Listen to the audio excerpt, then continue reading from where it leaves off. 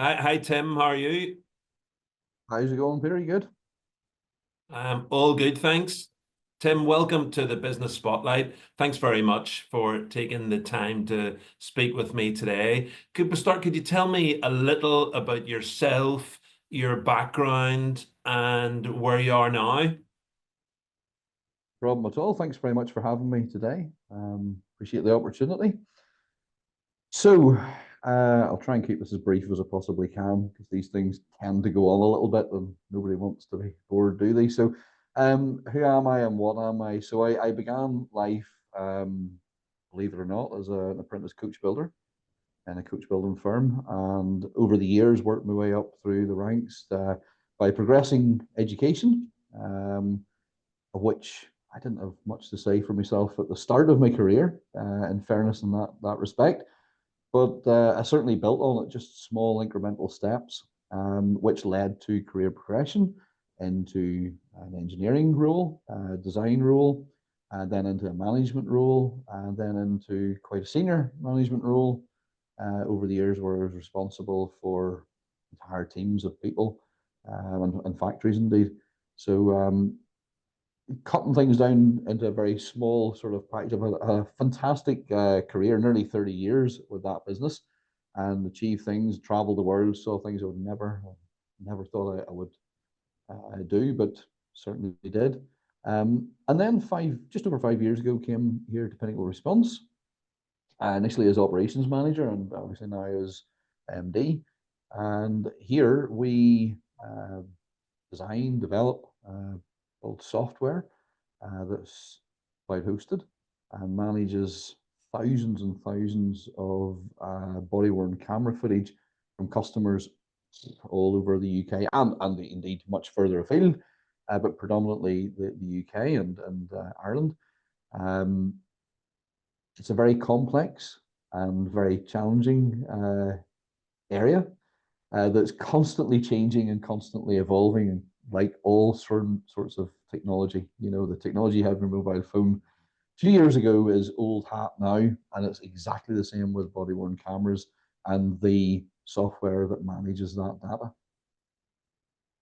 I spent over 10 years in mobile phones as they sort of went on that trajectory and took over the world.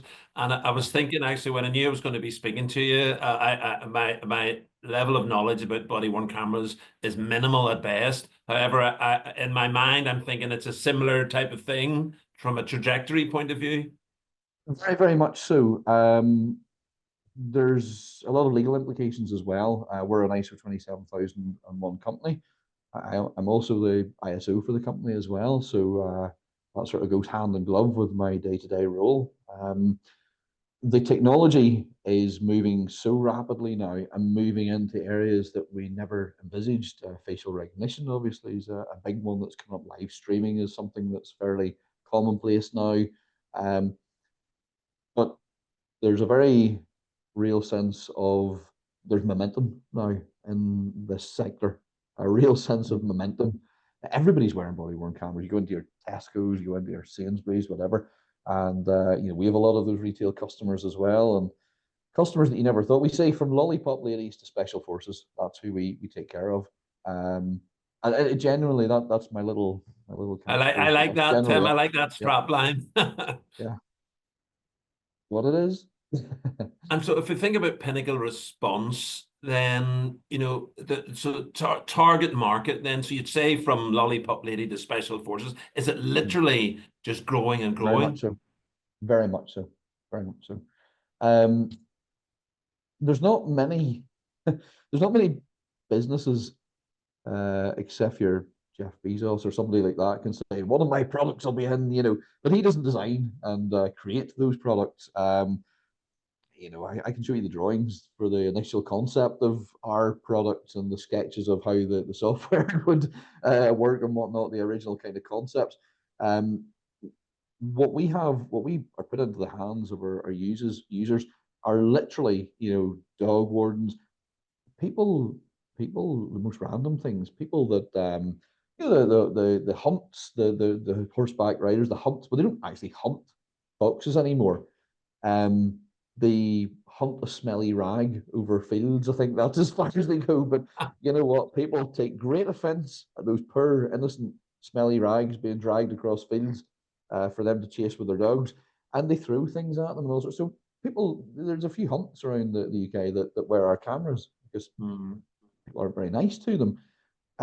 You get we have a lot of the roadworks, people working on the side of motorways and things like that there, where they get nappies thrown at them, dirty nappies thrown at them, and crazy things. We've shop assistants that are being attacked on a day-to-day basis. We've people on trains, staff there. A lot of the train operators wear cameras. Obviously, the natural ones are the doorman, the policeman, things like that, and some of the more specialised forces. Mm. But it's such a wide sector. You say, name me a business. I'll tell you where there's a body worn camera there. Potentially one of ours. It'd be great if it was. Yeah. What would you say? What would you say has been your biggest lesson in business? Yeah, I repeat this to our the teams I have here in the morning. Sometimes we have morning meetings, depending on the day of the week, a different discipline, a different team. Um, One of the best things is going to sound extremely counterintuitive, but one of the best things I've learned over the years is sometimes the best thing to do is absolutely nothing. And that sounds completely backward to anybody's way of thinking. And let me explain what I mean by that.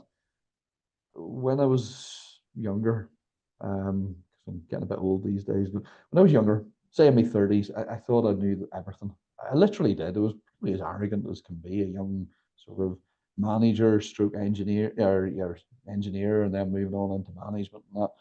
You think you know everything, and you can be a little bit arrogant, a little bit full of yourself. And as soon as a challenge comes up, or we say, "Oh, problems from me," attack it. We'll fix it. You know, you jump in and you put such effort and resources into trying to attack the problem that you then have to unpick that when you find you didn't actually know all the details, you didn't actually know everything was going on. You have to unpick that, and you have to work equally as hard, if not harder, to fix the mess you've made trying to fix a problem. So I'm not suggesting procrastination is a way forward by any stretch of the imagination, but I would say sometimes the best thing you can do is actually nothing in that moment. Step back, yeah, all the facts, the whole picture, and I still get that wrong, by the way, from every day of the week. But that's one I would say is worth thinking about. Yeah, it's definitely that time to think before acting is invaluable. The analogy I always think, and I was thinking there when you were talking about that, is like a kids' football team where whenever they start, they all just run after the ball. Oh, I And then yeah, they as all they go get that right. older Yeah, and yeah, get wiser and train, then they yeah. become a team and so on. So yeah, but great share. What about yourself, Tim? What have you learned about yourself along the way? Well, I'm still trying to figure out what I want to do when I grow up. I haven't figured that one out yet. Um, I know there's things I enjoy doing now. I'll say that much. Um, some of the things I used to do in the back past and put a lot of time and effort and weight into, um, I'm not so bothered about these days. I care, strangely enough, more perhaps in some respects how my subordinates how they perceive me, and that's a bad perception's a bad thing. How they know me, how they understand I'm a decent person. You know, would they give me the benefit of the doubt? Do they think I'm sort of a not a bad being after all? I'm still their boss. I'm still their manager. I'm still a whatever. Nobody's popular when they're the boss all the time, or even some of the time. It just depends. But you know, I do think more these days. Might sound a bit cliched, but how I'm perceived by others, and the am I setting a good example for others to behave in a similar way? Now, there has to be standards, there has to be requirements met, there has to be KPIs, all those management stuff. But can it be done in a good, fair, reasonable way. I didn't used to care about that so much. I just used to care about getting from A to Z in the quickest possible way. These days, probably give that a bit more credence. And if you think back of the time between that day one as the apprentice coach builder right the way up to now, MD and Pinnacle Response, who's influenced you along the way the most? Um, the people that have influenced me the most are possibly people that no need to, had no personal gain. There's a couple of people I can think of specifically.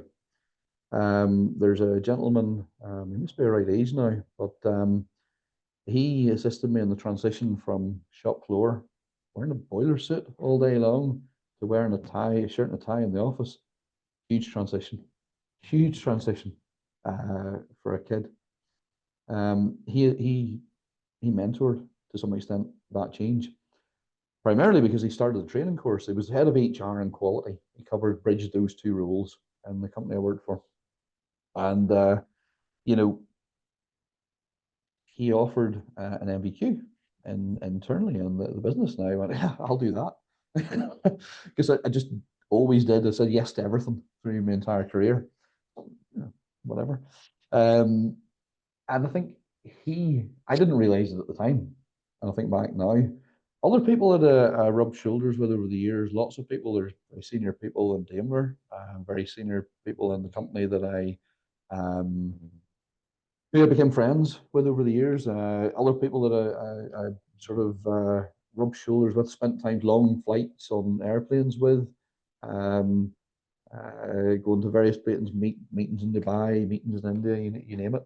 Our CFO in my previous company. Um, very, very, very intelligent, very clever man. Our MD out in India, who I'm still very quite friendly with, I learned so much from him. But I don't think any of these people necessarily knew that I was learning more from them than they weren't learning anything from me. Honestly, they'd nothing to learn from me. But these people became very influential. The way they thought, the way they reasoned, the way they coped with huge, complex scenarios. Um, if I could just have a little bit of that, please, I'd be Well, it's very good happy. you've tapped into that. You've taken little samples of that along the way when they weren't looking, I guess, Tried. and it I have tried. forms what you are today. 100%. Yeah.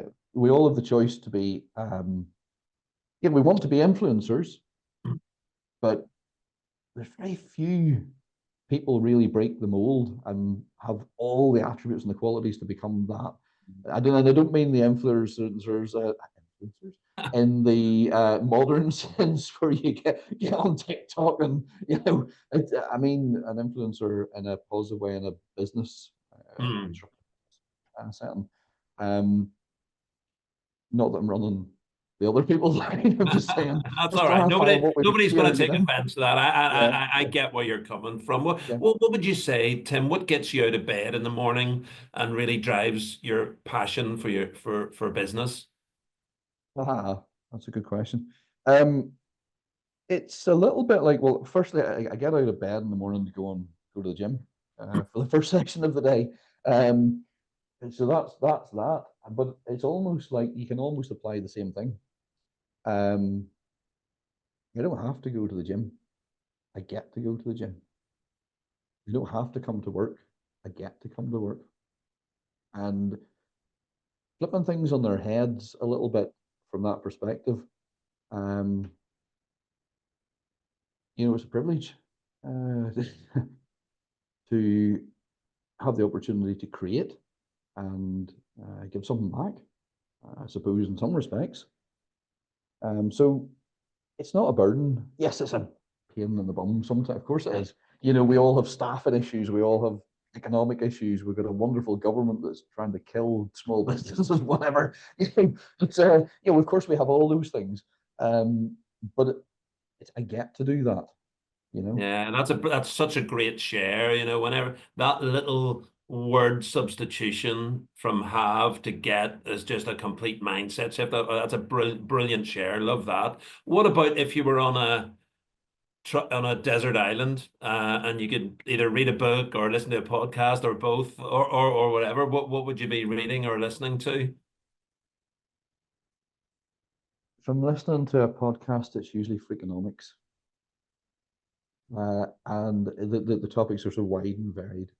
They can be political, they're with an economical angle. They can be very, there's just so much variety. That's probably it. I like Joe Rogan as well, to some extent. I know everybody likes Joe Rogan, blah, blah, blah. So what? There's a few other people out there that extremely intelligent and see the world just Russell Brand, some of he's a bit hard to listen to, but he sees the world from a slightly different angle, a slightly different perspective. I enjoy people that do that, but I also enjoy people that Joe Rogan's of this word that will ask a question and sit back and go, I'll let you answer. And you just listen. And then there's the infinite monkey cage, that sort of stuff as well. That just blows my mind away. Um, Again, they're probably ones that everybody kind of says something similar. I don't know, whatever. No, no, But no. those are ones I like. Everyone's Yeah. different. Everyone's different. And what about if you think now, as we sit here approaching the end of 2024, what is the biggest challenge that you're facing in business at the minute? Um, the world has changed uh, since, let's not name the issue we had a few years ago, but the world has changed since that time, rightly or wrongly. The world has changed. The whole world went through a very difficult ordeal, and no matter what your personal opinions are about what we all went through, it's changed. That's it. You know, I think that there are going to be some big economic changes because we have to pay what happened a few years ago. That money just didn't grow on trees. It has to be paid for globally. We have some political influences that globally are affecting us all. And we certainly have some economic challenges that, even we're just a little small company here in the corner of Belfast. Um, we feel that impact. We feel what happens in China. We feel what happens in America. We feel what happens in the UK. We feel, one way or another, we will feel that. It affects how our staff want to be treated, how much they want to earn, how much time they want to spend in the office, how much the government wants taxes, new taxes, let's just say, from us. So there are a lot of challenges out there, but those challenges are across the board.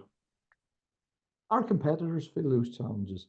So we can either sit with our chins down and go, oh, boo-hoo, it's terrible for us. It's terrible for them too. Or we can say, here's an opportunity to flip that on its head a little bit and look at it from a positive way.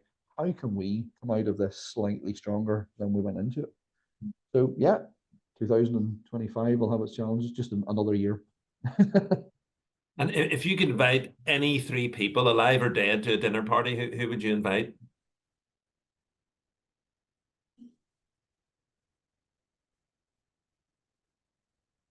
I don't think that it's necessarily, for me, I'm not really going to answer your question here, am I? But I'll answer it in my way. Maybe I should have been a politician. Um, the reality is, I don't think I want to sit for 2 or 3 hours with any particular person necessarily. What I would like is a point in their personal life or their career where they they had the either fantastic opportunity to make something much bigger than it currently is, and blow up a company, expand it, or they had the weight of the world on their shoulders.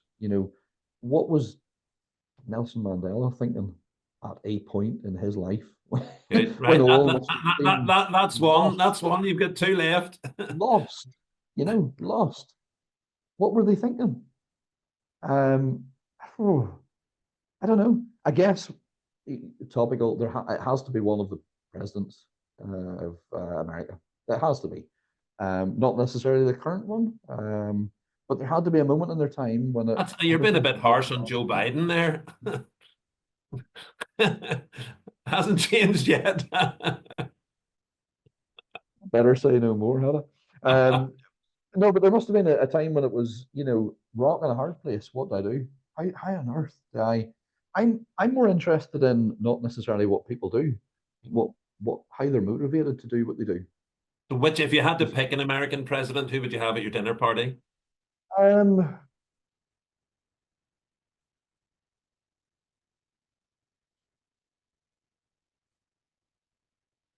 it has to be Trump, doesn't it? I mean, regardless of what your politics are, there's only one. There is only one Trump, isn't there? There's no other It would president it like wouldn't, it that. would be entertaining. It would be entertaining if nothing else. Yeah. Um, We've got one empty seat here, Tim. You get Nelson Mandela, Donald Trump. Who else? Who are you going to go for? Richard Branson for a specific reason, and it's not all that stuff that I said a minute ago. Just forget I said that. Delete that, edit that out.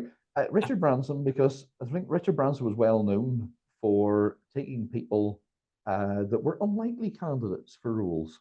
Maybe they'd served prison time, maybe they'd done whatever, right?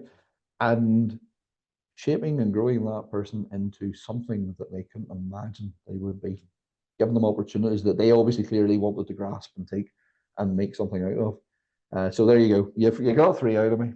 Very good. We got that. I knew about that was a challenge. As soon as you said no Yeah. specifics, I said, right, we're getting three out of this. And if you could go back in time, Tim, if it were possible, you could go back in time and give some advice to your 18-year-old self. What would it be? Don't be so hard on yourself. Don't be so hard on yourself. It'll all work out. You don't know how it'll work out, and quite often, most of the time, it's out of your control. All you can do is better every day. That's all you can do, and the rest is luck. Sad to say, you can put yourself out there, work really hard, blah blah blah blah blah blah. There's always a little bit of luck just involved. In fact, this job to some extent was a little bit like that too. A little bit of luck was involved, so and it hasn't been a bad thing for me by any stretch of the imagination. So yeah, just don't be so hard on yourself. You're doing okay. Very good. Good advice to anyone, indeed. And tell me, we've looked back there, so looking forward. So let's go forward to the 5 years. So coming to the end of 2029, about to hit 2030. What does Pinnacle Response look like then? Without giving away our development roadmap or any of those things, because we do talk about, even as close as yesterday morning, I was discussing with our business owner a few concepts and ideas. But um, technology will go so far, and that's fine. We have to either keep up with it or get ahead of it, whatever you want to, whatever you decide is best. Um, is that a measure of success? Growing a stable business year on year with incremental increase. You can see the net worth going up. You can see everyone else, all the other figures following in suit. And that's what this business has done for 17 years now, actually. It ends, right? 17, yeah. It has done that consistently. And since I've been here, it has pretty much, yeah. We had one exception year where things, obviously, a number of our businesses, unfortunately, our customers were mothballed for a year. Some of them never reopened. Yeah. I don't know what that sounds. That sounds awful. I'm actually laughing as I say that. That's terrible. That's highly inappropriate. It's not funny in the slightest. But that's the reality of what happened. It was completely tragic. It was horrible. But that's the reality of what we went through just during that 1 year, 2020. Since then, it's been like, it's not that, it's that, and it's growing that consistency. It's a legacy. It's a legacy business now that, I think once any business gets by sort of 10 years, there's something really to fight for. And this certainly has done that with a very strong customer base. It's expanding that now. I'd like to see, we own this building that we're in. I'd like to see there's plenty of space in it. I'd like to see that space more utilized with more people here, more people are being employed, learning, growing. That's what I'd really like to see. Um, you know, 5 years from now, I'll be a little bit older. I don't know what way I'll be thinking about things. Do I want to, or do I have the enthusiasm to lead and push, to keep motivating people and growing people on a day-to-day basis? If I don't feel that I'm as motivated to do that, then, you're getting a little bit older, which is fine. Maybe is it time for me to step back at that time and let somebody else take the reins? Maybe it is. Maybe that's the best thing to do for the business. I don't know. Personally, I don't know, but those options are all open. I know I heard a good line recently is you'll never be as young as you are today again. So there you go. No, afraid not. 50's coming up fairly quick for me. I may try to pretend it's not when I'm in the gym and I'm standing working beside kids that are half my age, or younger than my Wow. children. But The good news, you know, the good news for me is 50 isn't coming up. The bad news is it's in the rear view mirror. So there you go.